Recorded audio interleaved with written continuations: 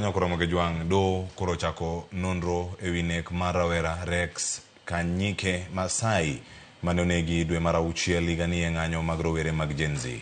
Obila ariyo gi wuon Rex gin moko kuom joneno mane ochiwo neno ewi gima notimore odhiambo mane Rex ochiel gi magina kendo negi e chuny boma ma Nairobi tarik 20 dwe mar auchiel. Simfros Okinda nigi ler.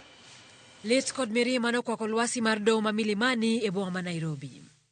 Anyuola, osiepe kod obila nochopo mar chiwo neno ewi tho mar rawera Rex Kanyike Masai mane onegi e chuny boma ma Nairobi kinde ng'anyo mag Gen Z tarik 20 dwe mar auchiel higani. Gi lit mar chuny, Crispin Odawa ma en wuon Rex olero ni tok yudo milome mar tho mar wuode ne gichopo e chuny boma kama ringre wuode ne nitiere. Bang'e obila nobiro mokawo ringre Rex kendo tero kar kano ringre mar City Mortuary. The same night. That's late at around 12:01. 1 a.m. That is around midnight, 1 a.m. Around midnight there. Police from which police station are you? Central did you know? Police, from Central Police Station. How did you know? They are from Central They identified Police themselves. To whom? To us. They are from Central Police Station. They have been sent to come and pick the body to City Mortuary. Odawa olero chochni manobetie ewi gima nonego wuode to kod thieth wacho ni Rex notho tok chwero remo mathoth kaluwore kod magine mane pod omoko e tiende. Wach mapogore kod wach mar jabero mar sirikal mano wacho ni magina ne ok oyudore e dend Rex. The doctor said the cause of the death was through excessive bleeding that was caused by a bullet wound. So during examination, the bullet was not there? Bullet was not there.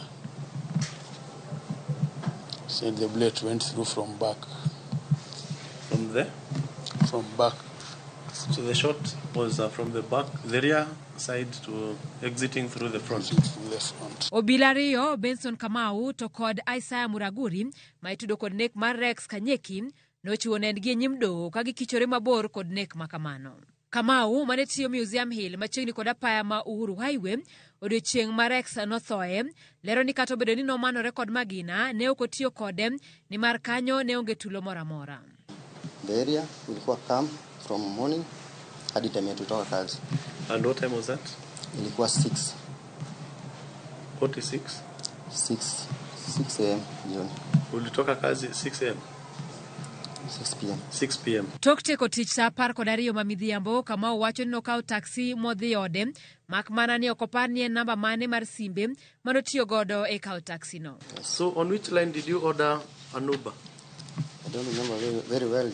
Hiyo namba ilikuwa inapigwa sana. Unless sasa ni check. Niko na namba nyingine hapa.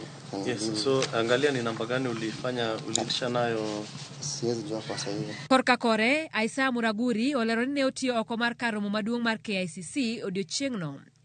Kaluwore kode, chieng'no ne en mana kod iro malungo wang' ma bende ne ok otiyo godo kaluwore ni jong'anyo ne ok ochopo kama chiegni kodgi. Did you get to interact with the demonstrators at any point yourself? No. Did you get to launch any tear gas canister? That particular day I did it. You did not? Yeah. Kato bedo ni ok opar malong'o kit lewni duto manorwako, Muraguri okichore mabor kod nek mar Rex kowacho ni gango ne wach gi joma ok dware. Do you not find it odd that you're able to remember only the color of your jacket and not the trousers and your t-shirt?